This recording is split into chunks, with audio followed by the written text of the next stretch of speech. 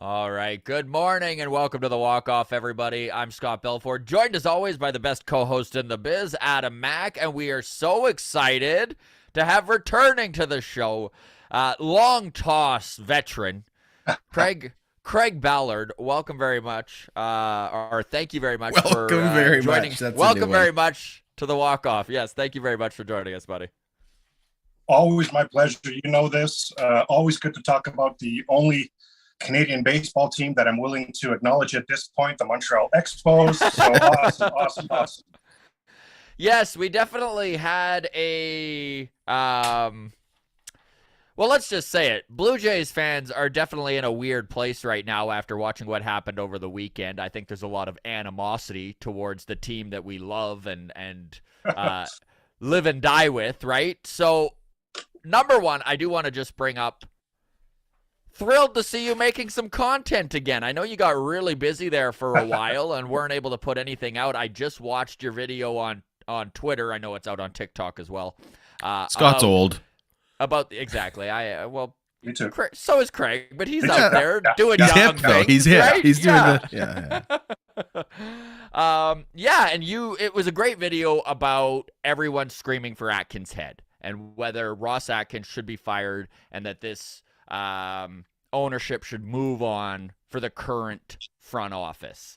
I would love to, let's just start there and we can go from that point kind of thing. If you can kind of reiterate your thoughts on that and why maybe this isn't the move to make right now. Yeah, absolutely. It's not even that I had time. Thanks for those kind words, guys. It's not even that I had time to make the content, but every now and then there's just no choice. You're finding time, right? Because you're feeling so passionate about something.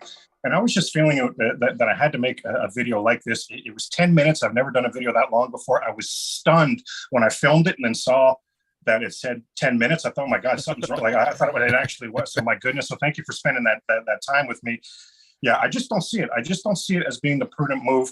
What I'm seeing happen, and it's almost like human nature, is a lot of the Blue Jay fans at the trade deadline were not happy. Now, as things progressed, the Jays caught fire in September. They were playing good ball. That sort of got pushed to the background. Okay, now we've got the playoffs. Let's see what happens. Now they lose right away in the playoffs. Not only do they lose right away in the playoffs, but they're dominated by somebody who was available to trade deadline, Luis Castillo. So I felt like human nature, a lot of Blue Jay fans went right back to their anger at that trade deadline and maybe weren't looking at it objectively. For me, Shapiro and Atkins, I mean, I am old. I'm absolutely old enough to remember that 92-93 team. A lot of similarities here. Jays made the playoffs in 89, missed in 90, made it in 91. Right here, we see the Jays 2020 playoffs last season. Don't know how, just missed it this season, make the playoffs. Then the big Joe Carter, Roberto Alomar move to really shore things up. And people forget it was the Blue Jays who were the big spenders in those days, right? In 92 and 93, Dave Winfield is available, cut him the check. Dave Stewart's available, cut him the check. Jack Morris is available, cut him the check. Paul Molitor, cut him the check. The then California, then California Angels can't afford Devon White, send him. San Diego, you can't afford your re-up coming with Joe Carter and Roberto Alomar, send them. So they were cutting checks in 92 and 93. And what we saw is that is not sustainable. By the time 94 came, the Blue Jays were the worst team in baseball. And from 93, very next season after the repeat, and from 93 to 2015, the Blue Jays, every team in North American sports, every baseball team, every basketball and NBA, every NFL, every NHL team, all of them made the playoffs at least once between 93 and 2015. Except the Toronto Blue Jays, because what they had built to win was not sustainable. It's not sustainable to cut checks and make it rain. That's not sustainable. Shapiro and Atkins absolutely have built something sustainable. Again, this close last season to missing the playoffs would have been 3 straight playoff teams. I'm supposed to come down on this regime, and we know they're making the playoffs next year, and this window is just opening. And the majority of the goodness for this playoff window just opening for the Toronto Blue Jays are moves that Ross Atkins and Mark Shapiro have made. Have they been perfect? I don't think. First of all, as two human beings, right? So how could they even be perfect, first of all? And second of all, if you really dive in, no, they've not been perfect. There have been mistakes, but this team is positioned first time in Blue Jay franchise history to be a sustainable contender. And we heard Atkins talk many times, all the way back from spring training. We've been talking on this on the long toss. We've said a few times, all the way back from spring training, all the way to the trading deadline. We heard Atkins say multiple times, we are well positioned to make a big move. So that's my whole point here. I thought it's ironic that Scott's the one asked me this question, because I've maintained that Scott summed up the trade deadline the best. Added 5 big leaguers, so there's no such thing as that being a failure. Could we have wanted to see more? Yes. I wanted Carlos Rodon. Could we have wanted to see more? As my fire alarm was going off, sorry. But yes, we did want to see more. How I can't come down on Shapiro and Atkins. I can't come down on the sellers, on the buyers, I beg your pardon, for the fact that the sellers didn't sell. That's, I think, where I'm different with a lot of Blue Jay fans. I better check this fire alarm. Can you give me a second here? Absolutely, you can. Sorry, guys. Yeah. If you got to stop, drop, and roll, making sure Craig's place isn't burning down while we do this. And it's very polite of him to ask permission, though, to check on that. Yeah, do you mind if I fire just in make the building? So we will go to chat here really quick. I know Boat1469 here says center field, shortstop, 1 or 2 starting pitchers, 1 or 2 relief pitchers, and burn the jacket, he says. So we will get into this with you, Craig, about... Yeah, sorry about that. Does this team need... And what Adam and I were calling it was a daddy in the clubhouse. You know, one of those old school suck it up buttercup mentality, the Josh Donaldson, the Jose Bautista. And this is one thing that I think a lot of fans maybe misinterpret, is how serious that 2015 and 2016 team was. But if you look at the core, and this is something Adam and I brought up a few times, if you look at that core, Josh Donaldson, 30 years old at that time, right? Edwin Encarnacion, 33 years old. Jose Bautista, 34 years old. So you look at the core of guys we're rolling with now, Kirk and Vladdy, 23, yep.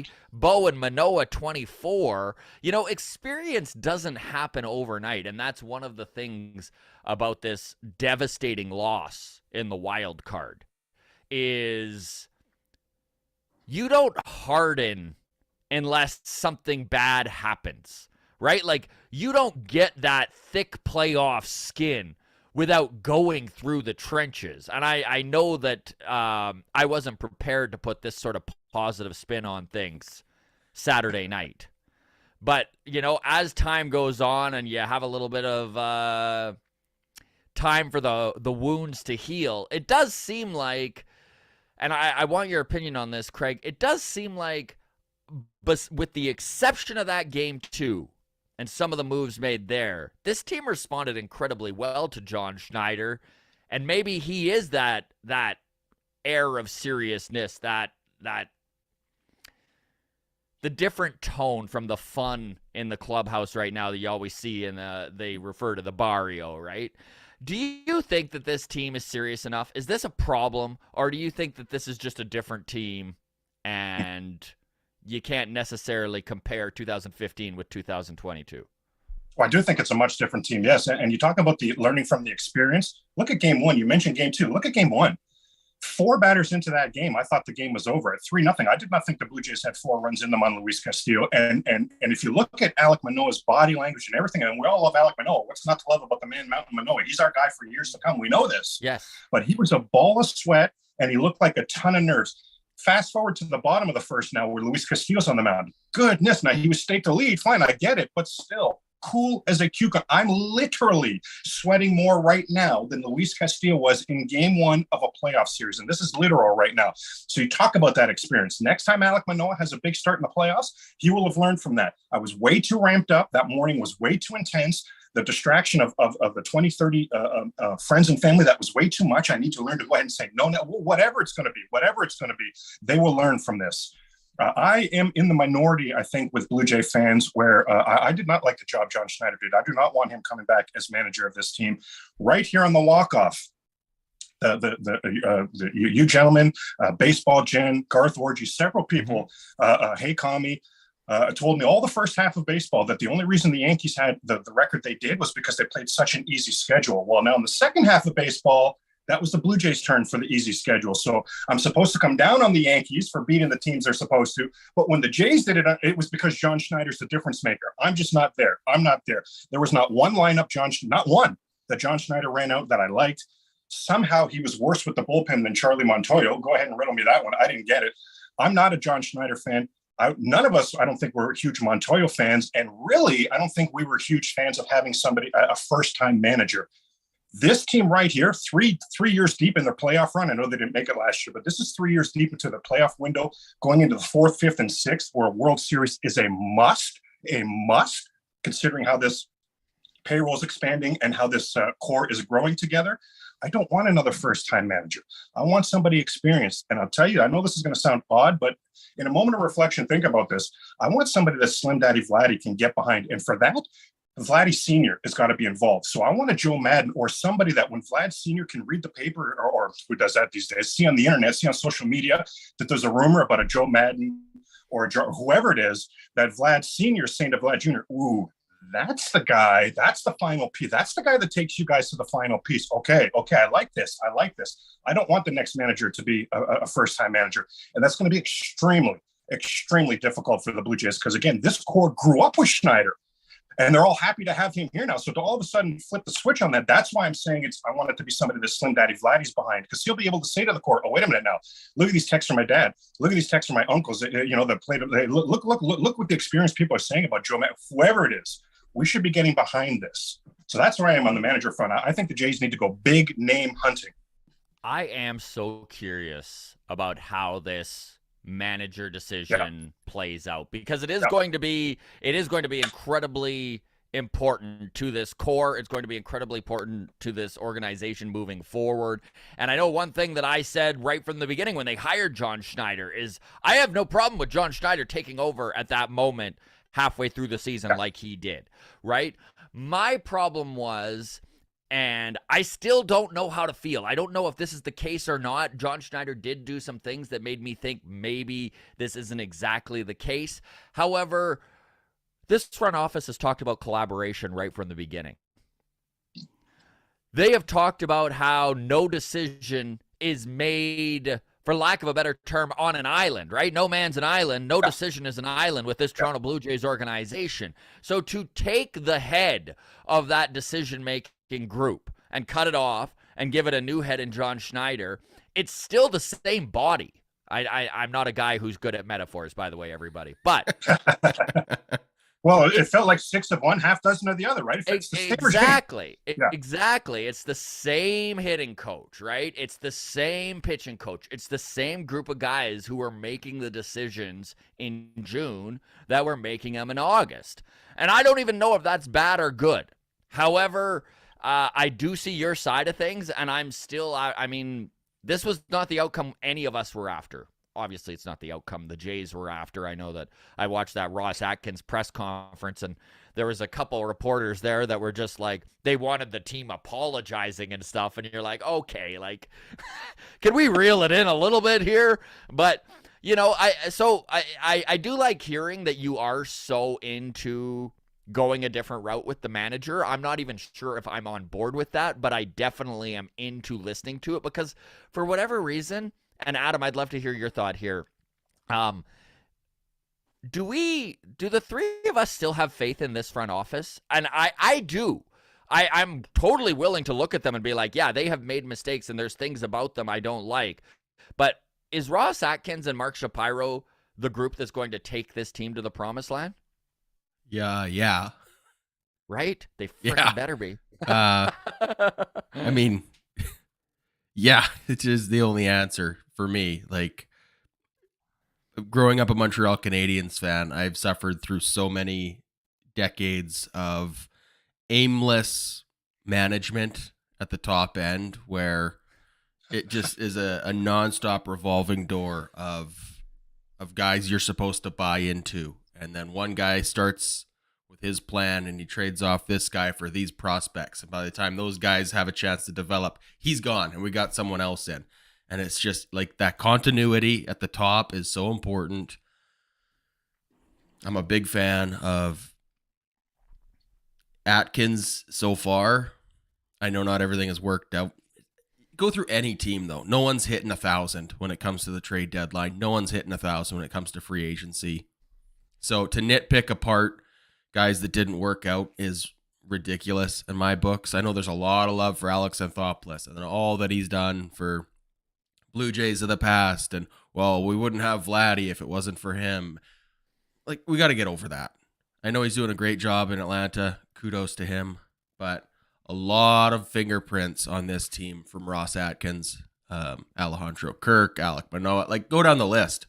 Half of our superstars are Ross Atkins talent that has been either international signings or traded for, acquired one way or the other.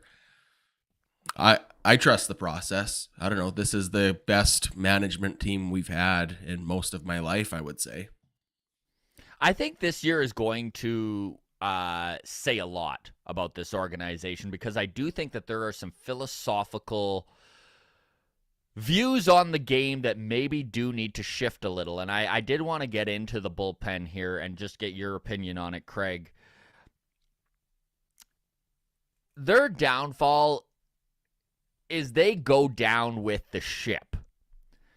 And when I say that, I mean their philosophical view on the bullpen is that, and the way their roster is constructed, is that you don't spend money on the bullpen, right? They very much are into a bullpen that gives you a different look, right? Their high leverage guys are dudes where, you know, Adam Simber, different arm slot. You got a special pitch. Trevor Richards with his changeup, Anthony Bass with his slider, right? Like these aren't your prototypical high leverage bullpen arms. Zach Pop with the sinker. Exactly. Zach Pop with the sinker. Great point. They don't spend the money.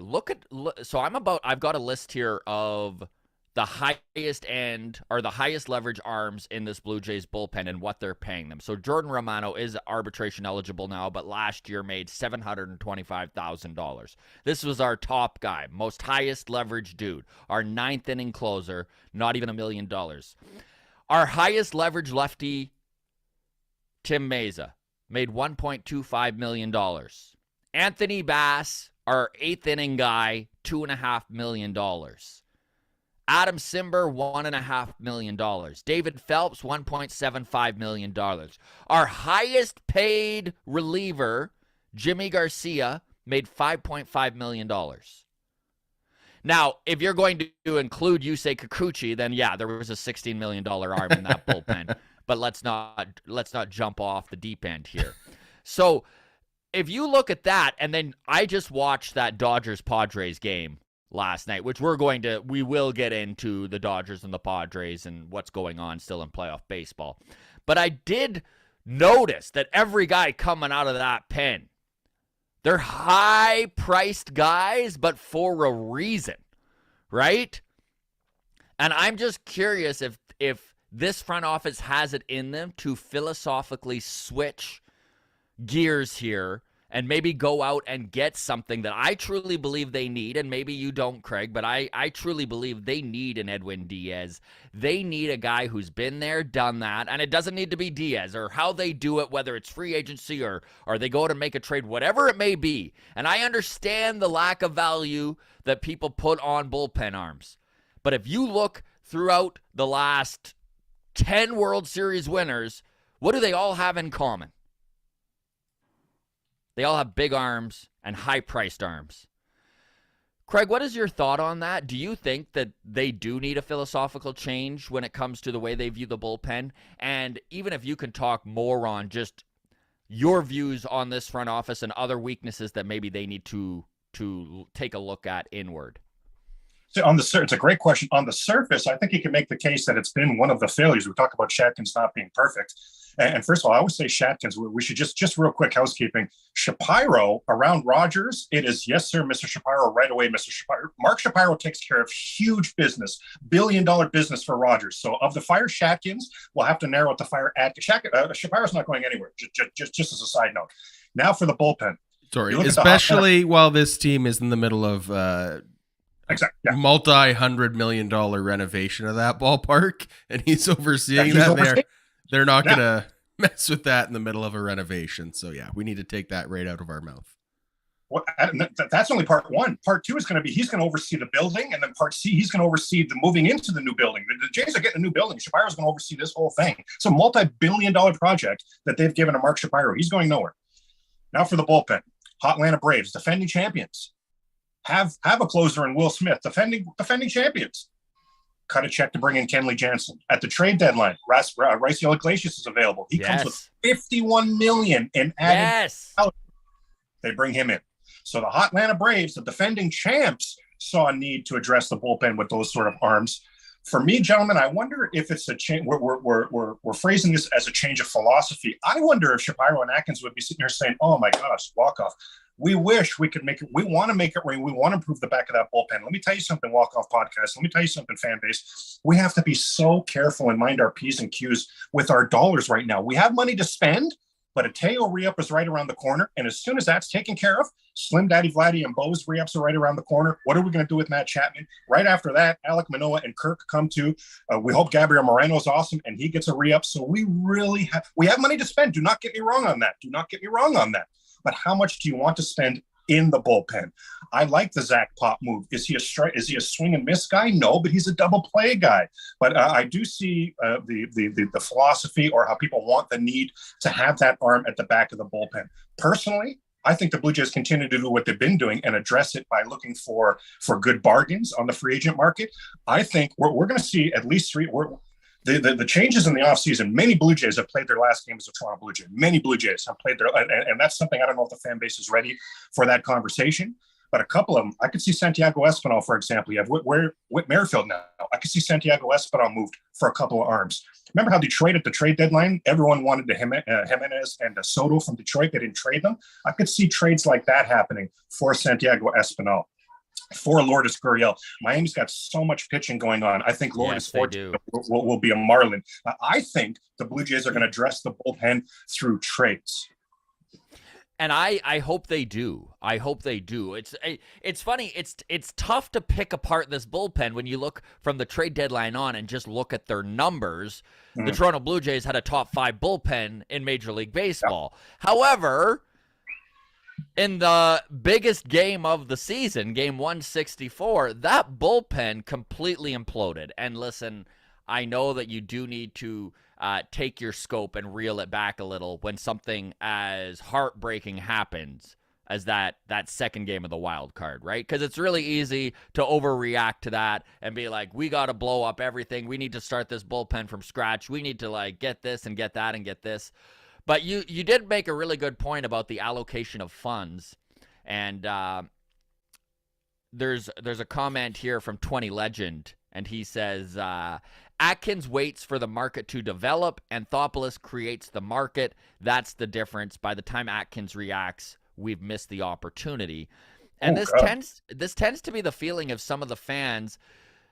But fans hated this regime right from the start, right from the get-go, right? Because everyone loved Anthopoulos so much. And I always say, Alex Anthopoulos is an enigma. We'll never see another general manager celebrated in Canadian sports. It doesn't, nobody hails their GM. No, you never hear people going, oh, the general manager, right? Sorry, Scott, I just want to jump in here. Worth noting on the Alex Anthopoulos regime that was in Toronto, 0 banners, by the way. So, for all the love we give him, I mean, he never took us to the promised land. So, Mantis Toboggan just piped up. He's like, fans are emotional. Never listen to fans. By the way, I'm a fan. We got nothing but time for a Mantis Toboggan comment. That's the best name on the MD. Yeah, beautiful. Yeah, but you guys are spitting absolute fire here. I've always thought this. I've never heard someone say what the Walkout podcast just said. It's as intelligent as any comment I've ever heard on any show I've ever been on. These guys walked in the door as the Dark Empire.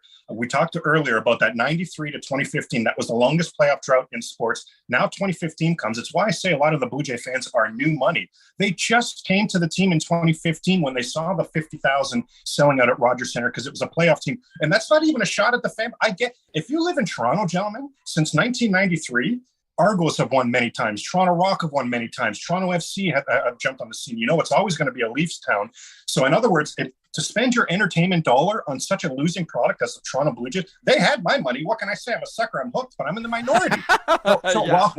So I get why so many people just came in 2015. Then 15 and 16, the playoff runs are so fun. Why aren't we doing this? Fun.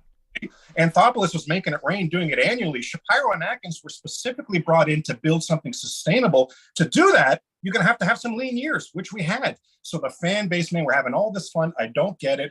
Rogers this, Shapiro this, Atkins that. 15 and 16 were so fun. Didn't they make money that way? And you're exactly correct. These guys walked in the door as the evil empire because they weren't the fun-loving clown. I don't mean it derogatorily, but they weren't the fun-loving guy that Alex Anthopoulos was. They weren't out there making it rain, making sure they made it. In fact, gentlemen, the reason the Blue Jays held on to Josh Donaldson, Shapiro and Atkins wanted to trade Donaldson a full calendar year before they did, but he was so loved by this fan base, and they were trying to do right and appease the fan base because they noticed it too. Hey, nobody likes us here because of everything Anthopoulos did here, right?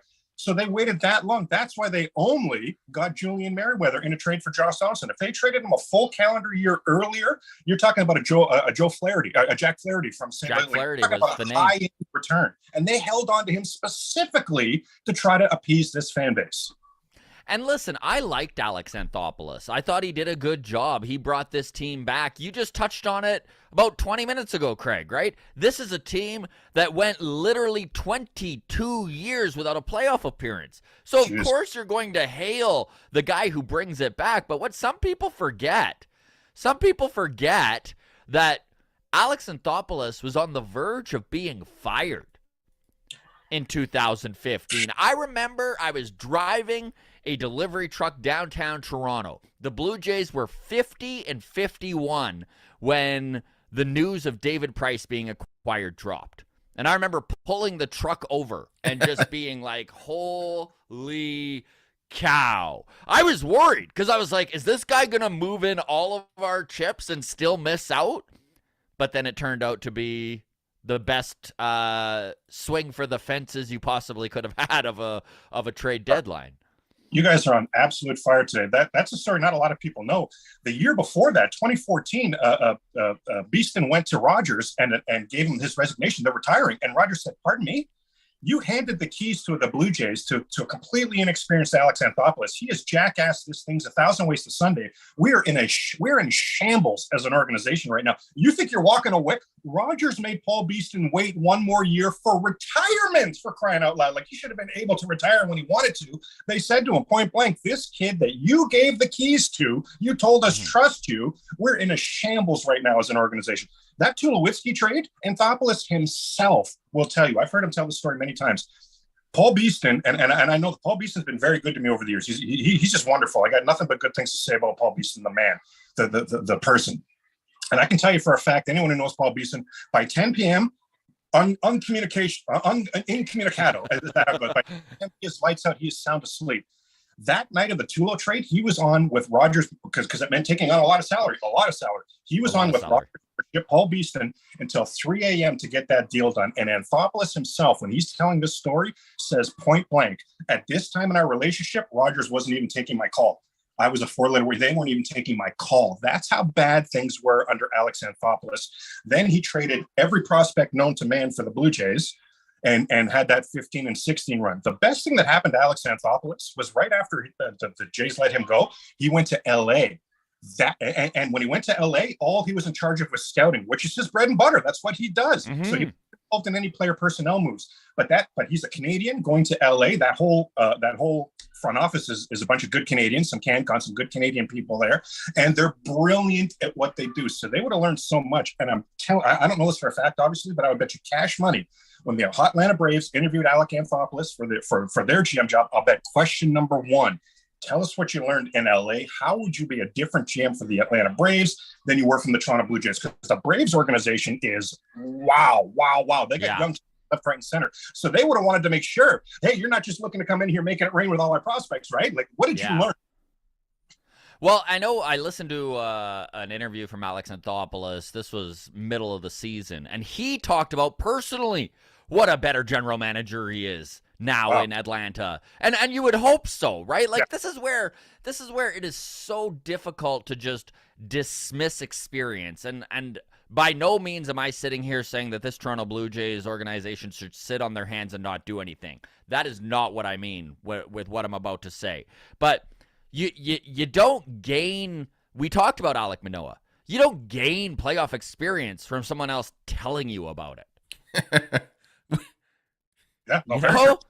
Like, you just don't. By the way, great comment here from Games with Trav, bringing up Theo Epstein. And you're right. If we are going to bring up hailed general managers, Theo Epstein is a hero in Red Sox and Cubland. So that's a great point there, Games with Trav.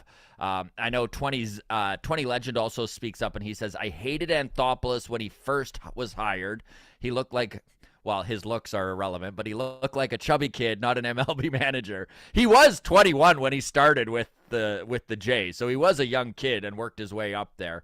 I hated the Halladay return, and yeah, Drabek definitely did not work out for the Jays.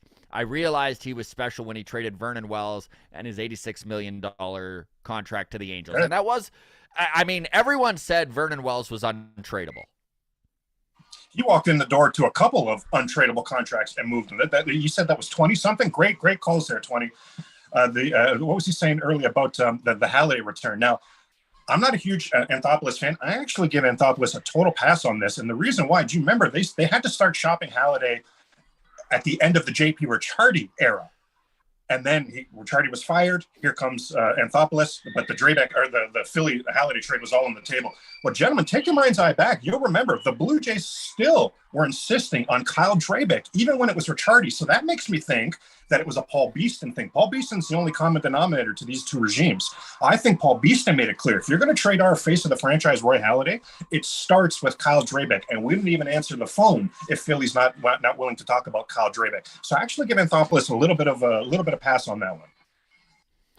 So I know that Adam just did a reaction video to Sid Seixeiro's rant. I don't know if you caught it, Craig, but already.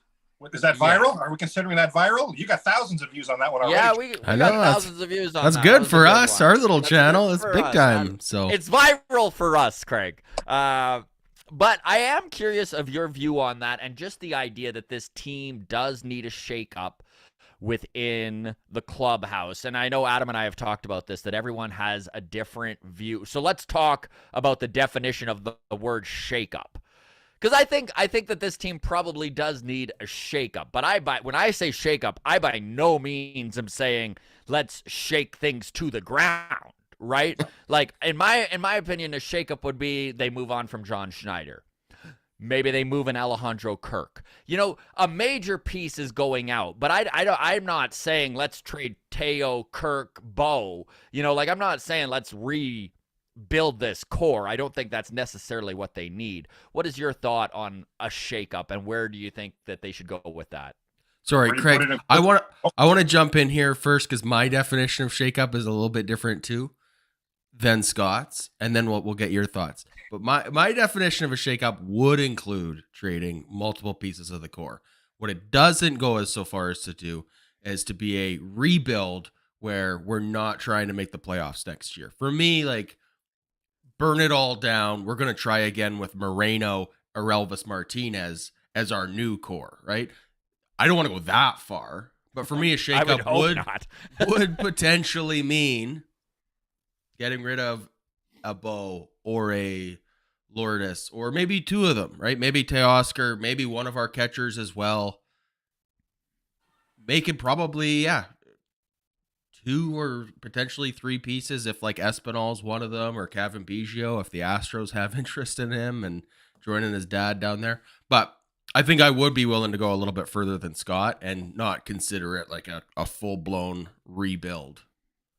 So let's have your thoughts. It's funny. I think you're both making good points here. For Scott, the shakeup being moving on from the manager, I'm right there with Adam. I absolutely think that changes are coming. It's another reason why I think that Atkins, again, with the fired Atkins, I think Atkins has earned the right to make these big moves that are coming in this offseason. I said earlier, I think some prominent Blue Jays have played their last game as the Blue Jay. It would not surprise me if Bo is moved. It would stun me if Bo is their shortstop next season. There's a Trey Turner, Dansby Swanson, Tim Anderson, Carlos Correa just opted out of his Minnesota deal today. Mm-hmm. There are stops that are going to be available. Correa did opt out today. Yeah, he's a free agent. Again, Good catch, So, sure, I mean, we all saw that coming, but still. It's official now. Okay. Exactly. Yeah. No, exactly right. Yes.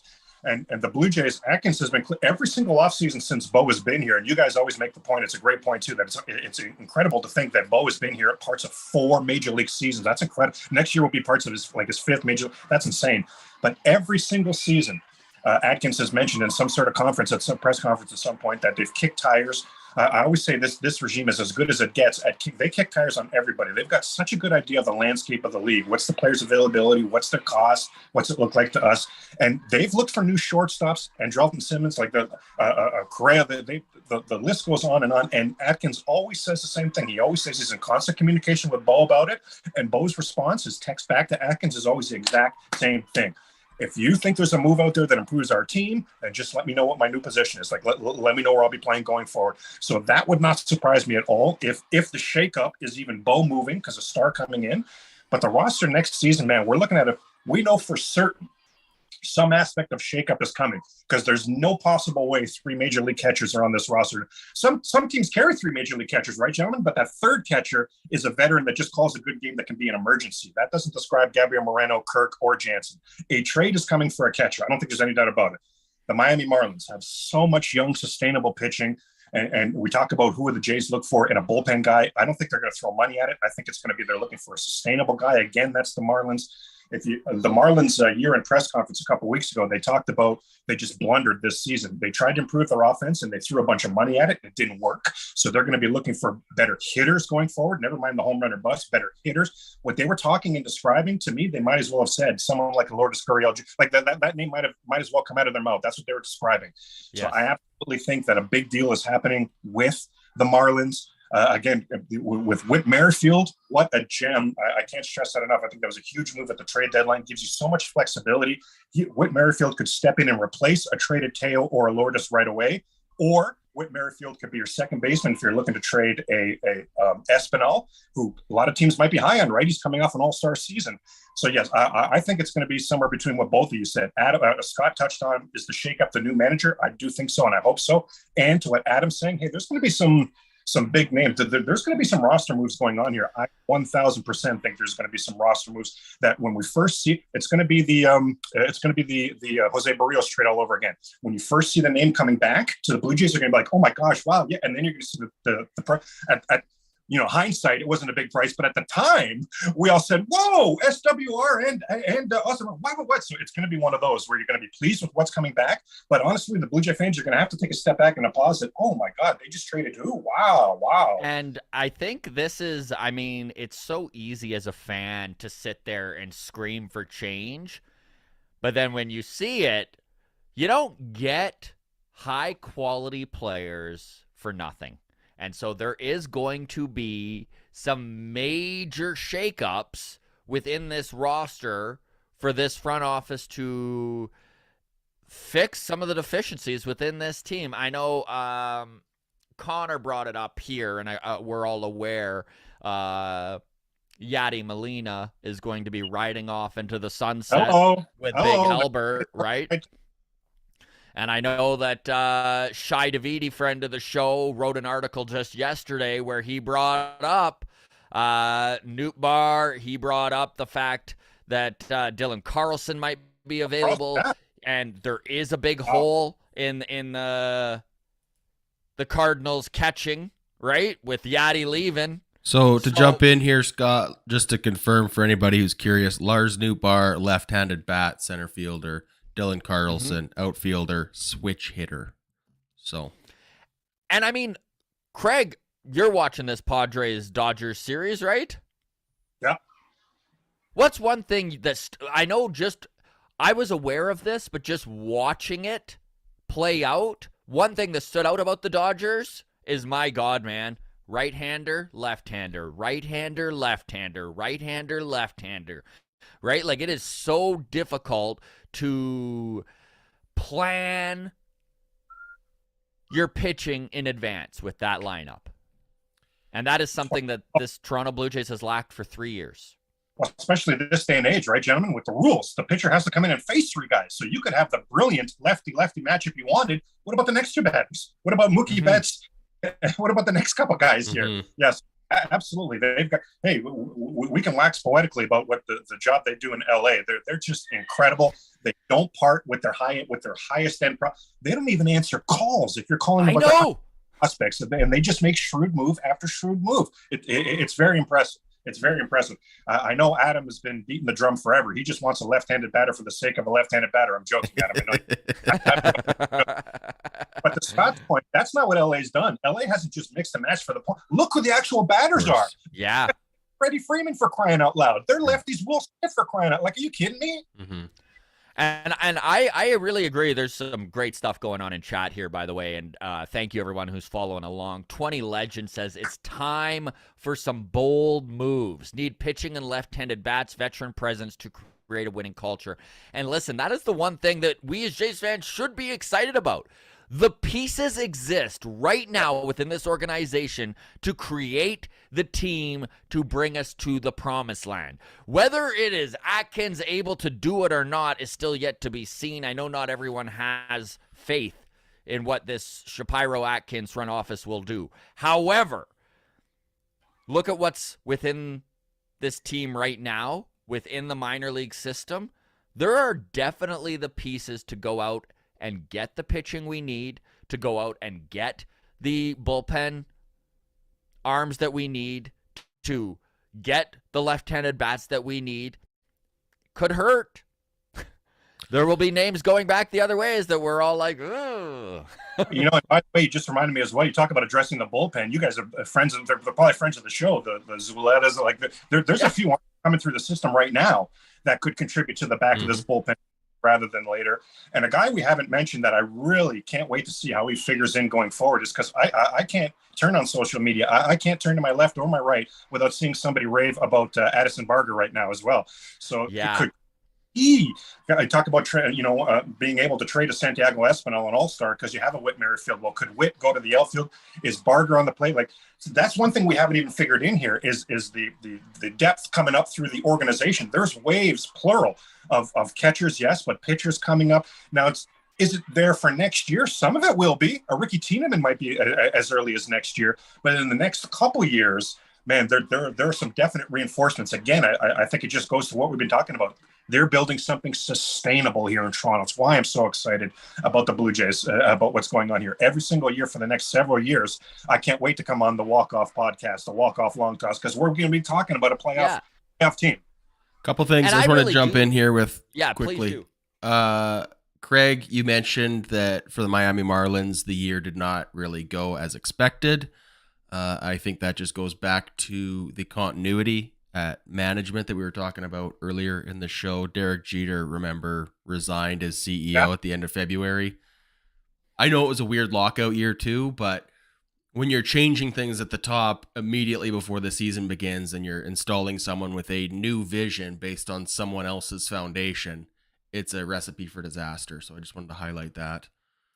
And then we did get a comment here in the live chat as well from Warloo. Says, move Bo to second and get a shortstop. Bo would be the best second baseman in baseball. So can't argue with that.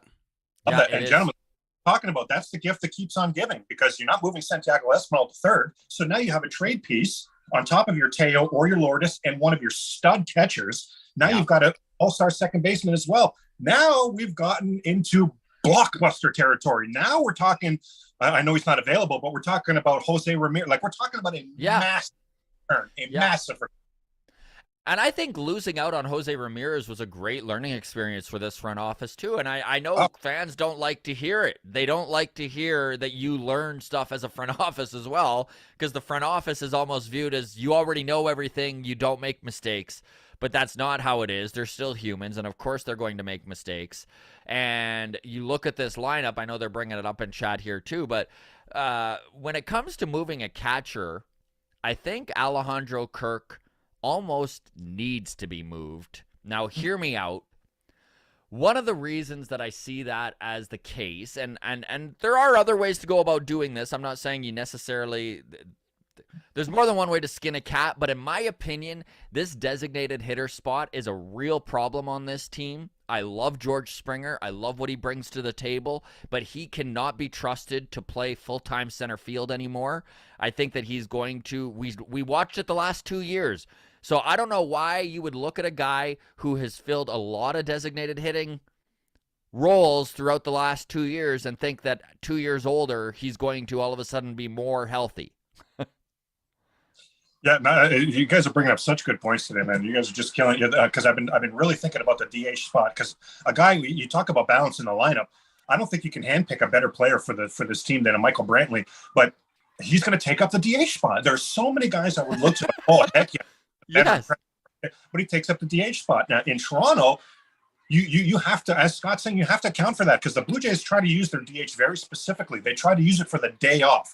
Slim back doesn't take days off. He's kicking and screaming. So the appease, the compromise is, okay, well, your day off is your DH. But now Scott's bringing fire there. That's all fine and dandy. But what about when you have a player who requires it? Hello, George Springer. And that's something we haven't touched on either. The Blue Jays definitely should be looking to bring in a center fielder and move Springer over to right field. Yes. And when you talk about catchers, this was what I said last season. I wanted a new center fielder, less wear and tear on Springer, and I would do the same thing. And I don't know if this is going to be popular or not, but my approach for the catchers this year would be the same as it was last year. I'd throw it at the chum. I'd throw the meat out to all the GM. All three are available. Give us your best offer. Well, I'm thrilled with 2 of the offers coming back for 2 of the catchers. I'm pulling those triggers, and they will be massive, massive stars coming back to me. Yes. Whoever that catcher that remains when the dust settles, that's my catcher. I bring in a veteran to be my backup catcher. That's how I would approach things. I think. No, I love that, Craig. I'm with you 100%. I'm all for moving 2 of our catchers 100%. In one foul swoop, you would address the bullpen. I'll tell you that right now. You're getting multiple flamethrowers at the back of the bullpen, and you'll be bringing in Lopez or a pitcher of that ilk for that starting rotation. That's the cure for what ails so many things. I don't know if Blue Jay fan base has the stomach for that because it means trade 3 guys that we love. But again, we talked earlier. Focus on that fine, but don't forget to take a look at what comes back because the Jays aren't going to be giving away any of these catchers. It's going to be return hauls that we're happy with. Now, what do you 20 think? legend here, Adam. I want to. Okay, you go ahead, Scott. Hop in. I just wanted to say people are saying you look like David Wells, which either is a nice way of saying you look like you throw a fastball or a mean way of saying that you drink a lot of beer. Hey, you should see me kill it on a hot dog Tuesday there at the park. So, no, that's all right. I will take that as a compliment for sure. Totally lost my train of thought here now, but on the catcher trade situation, I like the idea of saying all 3 are available. Give us your best offers. We take the top 2. What if, and I don't foresee this being a situation where Danny Jansen is one of the biggest hauls in return. I think just being older and closer to free agency, I don't think that's likely to happen. But what if we get in a situation where Gabriel Moreno is the one lone catcher on this team in April? Do you have enough confidence in him to call a good game, be the guy for this pitching staff for 100+ games next year if he is the one guy remaining and Jansen and Kirk are both gone? Well, it's such a great question. I probably didn't do a good enough job explaining this. It's not just let's say that happens and Moreno's the one guy left. We still need that second catcher. Maybe I came across that. Okay, who's available? That gentleman has his hand up. You're our backup. No. I'm talking about handpicking a specific veteran catcher to be that backup to serve that purpose. So believe me, I have that in mind. Absolutely, yes. Not only to give Moreno the rest because he'll be playing significantly more than he ever has in the past, but somebody to be in that ear doing that teaching on a daily basis as well. So like not a Reese McGuire, but some of the guys we had this season, even some of the veteran catchers we had this season would have fit that bill. So it would be a specific a backup catcher. I'll tell you that. Okay. All right. Let's wrap things up here with talking about baseball that is actually happening in the playoffs that are currently going on. Before we do that, I did want to really touch on some interesting stuff coming out of the Tampa Bay Rays media, which is that the Rays are looking to make some big changes. It looks like Ji-Man Choi is probably on his way out. There's even rumors that they're listening on Randy Arozarena. Craig, can you think of a better front office or organization in general doing what the Rays are doing with less? Like they are the shining star in sports, right? Absolutely incredible. Look at last year when they signed Corey Kluber. If Corey Kluber went to any other team in baseball, none of us would have thought anything of it at all. But as soon as we all saw it was the Rays, of course. And let me guess. Let me guess. Corey washed up Corey Kluber. Let me guess. You'll kill it for them? Yeah. Let me guess. Yeah, what a surprise! Didn't see that coming. Unbelievable. Guy 2 weeks ago is bagging groceries at Sobeys. Now tonight he's 102 miles an hour on the paint for Tampa Bay. Like it's absolutely incredible what they do. If they weren't in the Blue Jays division, I'd cheer for them. Well, right. I'd be more upset that they don't have that fan base. The Arozarena thing, I guess, maybe makes sense. Like he had that fight with Diaz. Maybe something is irreplaceable. Maybe that's a bridge too far at this point. I'm losing my words. Maybe they can't come back from something like that. Losing Ji-Man Choi, I don't understand how Ji-Man Choi is not a 700 hitter. It seems like he gets a hit every single time against the Jays, so he must stink against somebody else. I don't get it. Kevin Kiermaier kills us, et cetera, et cetera, et cetera, et cetera. They are so well run, and the thing that's scary about Tampa is they're no longer your grandfather's Tampa Bay Rays. They brought in Nelson Cruz. They made a contract offer to Carlos Correa. Like they made big. They're looking to actually spend money. So in addition to the brilliance they have in drafting and developing players, they're looking to solve holes by throwing money at the problem too. Like that is no bueno for the Toronto Blue Jays. I respect and fear the Tampa Bay Rays more than any team that there is in baseball. And their fearlessness with nobody being off, nobody getting a free pass. They are completely fine with switching up that core whenever they want. And I mean, we just spent 30 minutes here talking about should or shouldn't the Blue Jays move pieces from their core. Where if this was the Tampa Bay Rays, this wouldn't even be a talk. It's like, yeah, guys are going to move, things are going to change. It didn't work, so we're going to try again. And there's like, it's so admirable to see that sort of mentality in a front office where they don't wait and give a free pass, right? Like they're so quick to move. And I know I was reading some of the comments in Rays Twitterverse about this news coming out, and so many of the Rays fans were like, I just want to see guys who play the position 162 games. And I'm like, well, that's never going to happen. That's not the way the Rays operate. It's why the Rays are so good, is that they have found a way to rotate dudes through and be able to line up their batting order to best take advantage of their opponent's weaknesses. And that's never going to change unless they become a big-time spender, and I don't think that's going to happen in Tampa Bay. And they develop their players so well. I love the approaches that the pitchers have and that the batters have. I think we all wish the Blue Jays can incorporate some of these things. The approaches that the batters have at the plate, it's so intelligent. The analytics, we've talked about this before in here. I felt like we were sold a bit of a bill of goods when it comes to Charlie Montoyo. We were told the Jays brought in Charlie Montoyo because all of the awesome things you see Tampa, the ahead of the curve, the analytics, the shifting, the pitch selection, all the things they do that are ahead of the curve, that was Charlie Montoyo. Well, come to find out, that wasn't the case at all. That's Kevin Cash. He's done an outstanding job there. And again, I'll say about the Tampa organization, not only do they do a great job with the landing, with the drafting of these players and the international market, all that stuff, but they set up their organization where they develop these guys. That's still one thing I'm looking at Shapiro and Atkins for.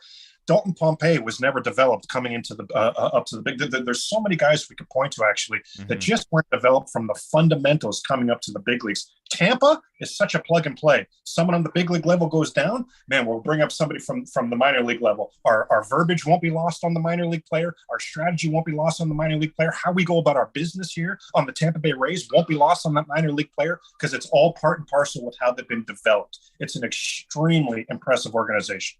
And to your point, Craig, this isn't even just for players. You watch this front office and this management get poached constantly. They are losing scouts. They're losing high-end analytic guys. Like, they literally are being pilfered by the rest of the league, not just player-wise, right? And it doesn't matter. It does not matter. You take somebody out, and it's just the house is just well built. You know, you remove some foundation. It doesn't matter.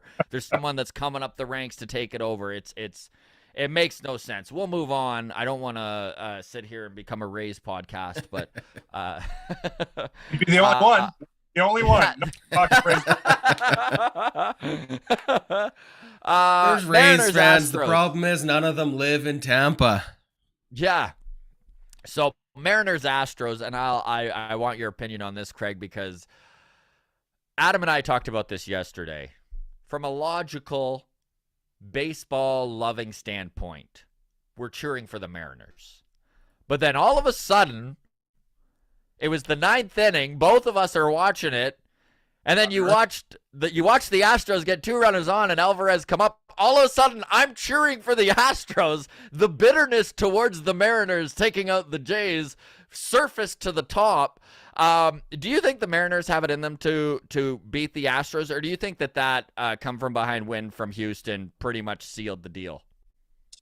Just so difficult. I mean, it was going to be life or death, sport life or death, right? I get there's bigger things, that's why I get it. But it was going to be sports life or death for Seattle to win this series anyway, to beat Houston 3 times before Houston beat them 3 times. Now, on top of that, Seattle's taken one of their 3 wins and handed it away. So now Seattle actually beat them 4 times in a 5-game series. I just don't see it. Part of how my dad raised me was that we should be cheering for Seattle because there's not a lot of shame or less shame in losing to the champs. Yes, we lost to Seattle, but so did everybody else. Now, I don't think that's what's going to happen, but I could see that. Seattle didn't really rub me the wrong way. I don't like their manager at all, but Julio Rodriguez for me is easy to get behind.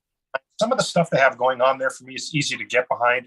Fan base wise, it's similar to Toronto. We talked about they went 21 years. Yeah, right, exactly correct. You see why they were willing to pull the trigger, by the way, on a Luis Castillo deal, which for the Jays would have meant trading Aurelvis Martinez, Gabriel Moreno, and Ricky Tiedemann. Wow. So why was Seattle willing to pay such a price? They paid their top 3 prospects. Why were they willing to pay such a price? Because they've had this longest playoff drought. So it meant something to them to be all in to make the playoffs. But no, going into the series, I would have wondered if Ray could have been okay. That would have been the key for me. If Seattle could have been competitive in the series, but seeing the way they lost game 1, I just don't see it. Greg, you brought up an interesting point about, I think you said your dad raised you to, root for the Mariners because then, there's no shame in losing to the champs, right? Yeah, to beat you, yeah. I always felt that, or convinced myself of that as a kid too, but I just can't help but think that if the Mariners beat the Astros and then they beat the Yankees and then they beat the Dodgers, I can't help but feel like if we could have just gotten past them, those 3 teams were all beatable. That could have been us. I really hear you on that, Adam. I did not watch much of last year's playoffs because when I did watch last year's playoffs, what was clear to me is that if the Blue Jays made the playoffs, they're going to win the whole damn thing. So I do hear you there, and I feel horrible. Especially after watching the Braves do it, right? Like the Dodgers felt so insurmountable, and then when the Braves just got past them, it was really tough as a Jays fan to watch last year. The same Atlanta Braves that the Jays had massacred all season long, 6-0 against the damn Braves, just smacked them all around. Yeah, so I do hear you on that. So maybe I'll call my dad later tonight and yell at him and tell him I do hear you on that. Yeah. Let's end on the last 2 series I want to touch on before we wrap this thing up. Craig, the Phillies. Man, like I thought they'd be swept in their wild card series. Turns out you don't need defense if you're going to hammer the ball like they've been hammering it. Their offenses looked great. Even yesterday's game where they lost 3-0, Zach Wheeler looked great. If they can steal one more game out of the next 2, I mean, you're bringing Zach Wheeler back out for that game 5. Could the Phillies actually upset the Braves? Do you think that is a possibility here? Definitely, because of everything you just said. I'm not predicting it myself personally. Me neither. But yeah.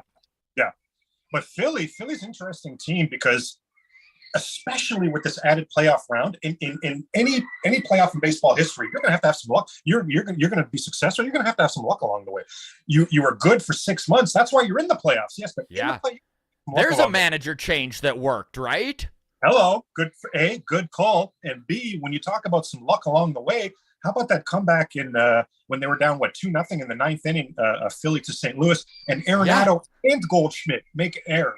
Pardon me, Arenado and Goldschmidt, superstar, never make an error. One of them, Arenado, is as good as we've ever seen at the position. So is it possible that some lucky things are happening for this Philly team? We'll see on that. Just for me, this feels like Hotlanta and the Dodgers are on the collision course. Of course, that's so I can't get off that for me personally. I feel the same way. We will talk Dodgers and Padres really quickly here before we wrap things up. Thank you to everyone in the chat who's been so on board and interactive. It's great to have you all here. Really appreciate it. Of course, you can follow us on Twitter. Get your likes in. It helps the algorithm. Subscribe and comment, all that good stuff.